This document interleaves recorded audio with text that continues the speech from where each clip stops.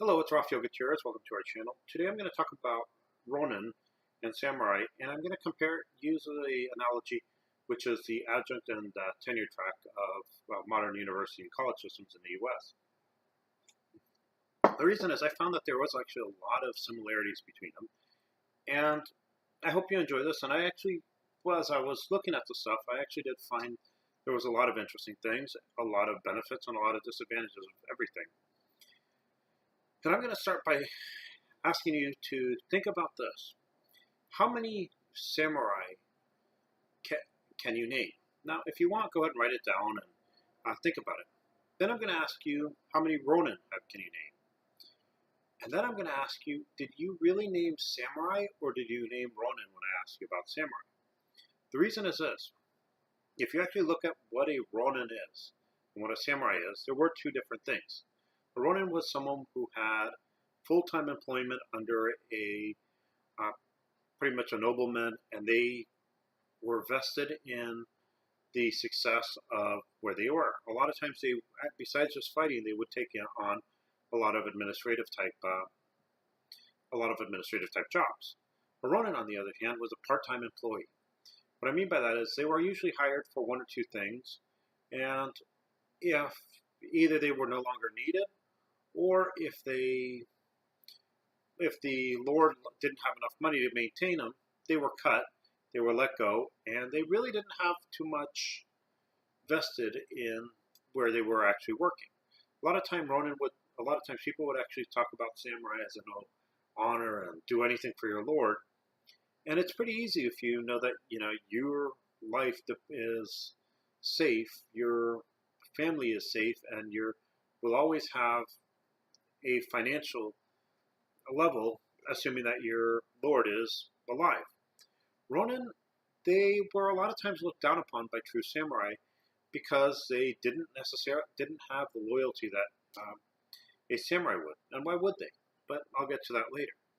Now, one of the funny things that I found is most people, when you ask them to mention samurai, they actually talk about Ronin, not samurai. If you think some of the most famous samurai in history, you have Basho. Basho technically wasn't a samurai. He was born a samurai class, but he lost his position and became a wanderer, a Ronin.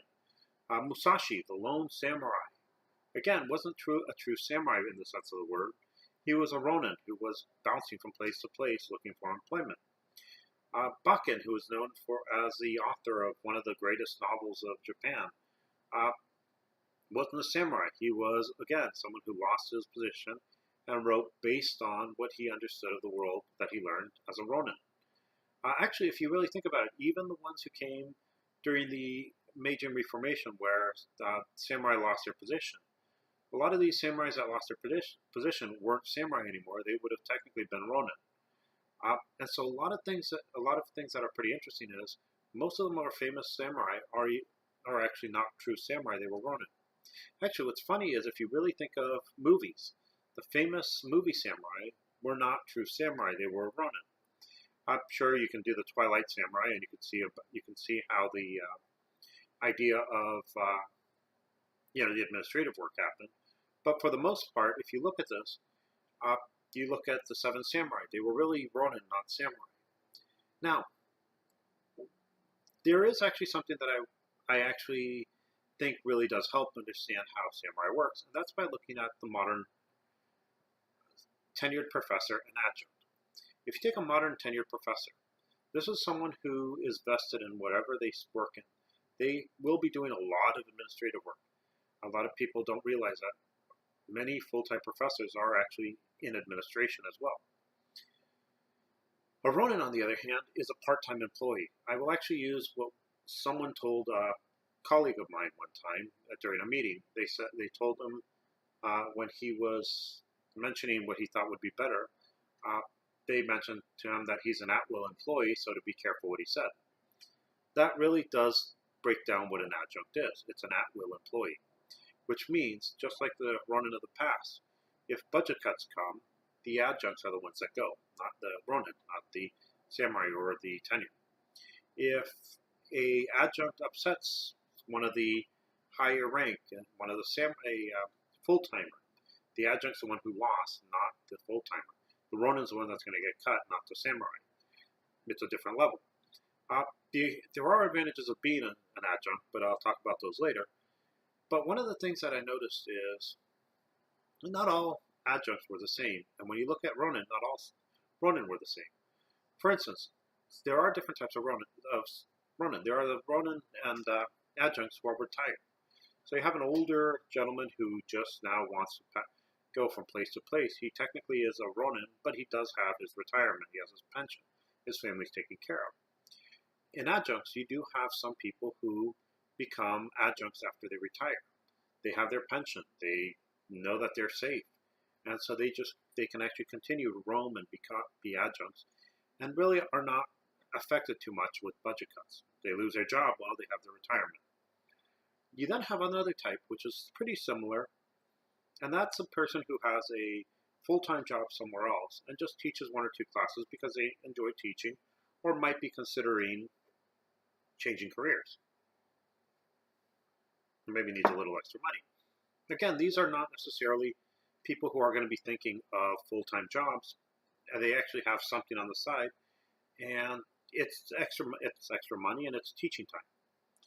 Then you have the other adjuncts, which are probably the majority of modern day adjuncts. And that's either people who wanted to get full-time jobs as tenured professors later on, or are still trying to get it. Now, for this, you actually have to go young, middle, and older.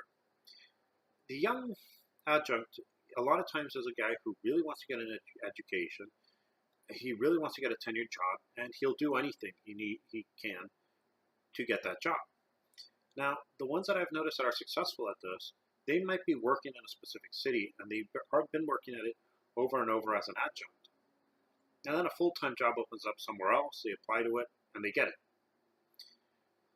I really haven't met too many people who are adjuncts in a specific area and get the full-time job there. It seems that most of the people move. But I'm sure that there's some that are different. Now, there are actually other types of adjuncts, and that's a lot of times the ones who have gone a little longer. These are adjuncts who would love to get a full-time tenure track position, but they can't move. They, for some reason, are stuck in that city. And what ends up happening is they will apply for tenure track positions, and if they get it, they'll take it. But a lot of them have actually, especially once they've gotten to a certain age, they've come to the acceptance that they are going to be a full-time Ronin, a full-time adjunct professor for the rest of their life. Nice thing about this is in the past, if you were one of these, you didn't have to worry about administration. I will tell you, when I started teaching, I would walk into a class, they would tell me, these are the books you're using, now go teach the class. I didn't have to choose books, I didn't have to do anything. People understood I was a Ronin, I was an adjunct. I wasn't going to choose the books because why would I? They're going to choose them for me. And a lead instructor is choosing a samurai, a tenure track. Then you have another one, and those are the ones who, if you are interested in martial arts and are thinking of going to college and are wondering what to do next, this is actually one of the things that you may want to consider doing. There are some adjuncts who love doing something else, love some sort of art, and have decided, look, I can do this adjunct stuff to teach the classes I love teaching, but I'll have time to work on my own art. In martial arts, if you think about it, imagine if you can work 9 months a year and then take the last 3 months to travel to different places to train. As long as you're single and are willing to live the cheapest way possible, that's a choice. And then you have other ones which have actually, through life, have accumulated stuff, and so they're getting close to retiring. They're going to retire as adjuncts, and that's it. And as I go along and I get older, I'll probably talk more about that.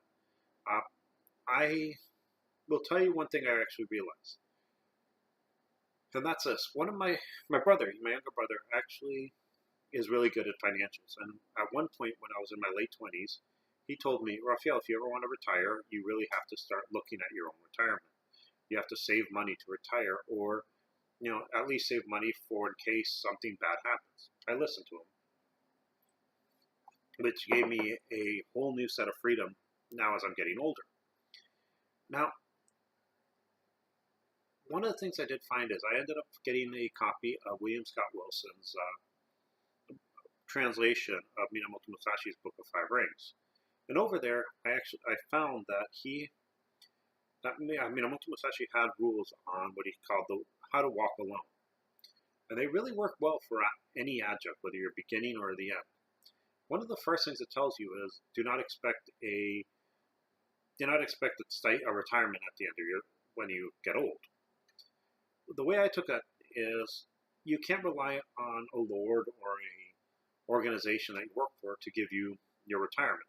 Yes, you're paying into something, and you'll probably get some money back, but the truth is, the retirement programs for adjuncts are not really made for adjuncts.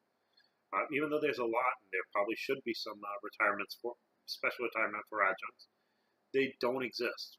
The retirements were made for full-time tenured employees to be able to retire at a certain time. So we are, as part-timers, just like the old Ronin, have to rely on ourselves, save as much money as we can so we can eventually retire. And I say that because I have some friends who are older adjuncts, a couple of them were professors when I started teaching, who thought they were going to retire. And when they did, they found out that their retirement wasn't made for them to be able to retire. And so they ended up going back to work. So I guess at ending, I would tell you this. If you really want to know what it's like to be a Ronin, don't rely just on books. If you know anyone who's a part-time instructor, talk to them about what it's like to be a part-time instructor, what it is that they really need to maintain their lives and to look for a future. Or if some of them actually have stopped looking for futures, I'll be honest. There are actually benefits to being a adjunct employee. One of the big ones is that you have freedom, sometimes whether you want it or not. I remember in 2007, when budget cuts came, I went from having more work than I knew what to do with, and all of a sudden I ended up having half of the summer off, where I usually worked summer. And so I was lucky. I had listened to my brother, and I took some of my savings and did a trip around the U.S. Later on, when my dad died, I was still a part-time instructor. I never stopped being, and I told my bosses within a month that I'm leaving. I'm not going to be teaching this next coming semester because I need to take care of family stuff and I need to take care of myself. And I was able to go to Japan, which is what the Serious and the Rarest Thing book was actually about, me going to Japan to study karate. As I got older and I actually started seeing that I had more time available, I started doing more trips around the U.S. for training. Every time I train, I do go visit dojos, and that's what Off the Rails was about. And I ended up doing this channel, which makes me review all the classes that I teach and makes me look at the art and life a little different. I would actually tell people if you are more interested in studying an art than anything else, being an adjunct is actually a great way to do it. If, on the other hand, you're looking for full-time employment, actually look, talk, and see what you really want to do. There are a lot of advantages to having adjuncts or Ronin in the university system. For administrators, you think about it, it makes sense to have a lot of them because budget cuts come and they can let them go. But just as there's no loyalty from administrators to adjuncts, really it's kind of odd that some administrators ask adjuncts for loyalty when they're not giving it to them.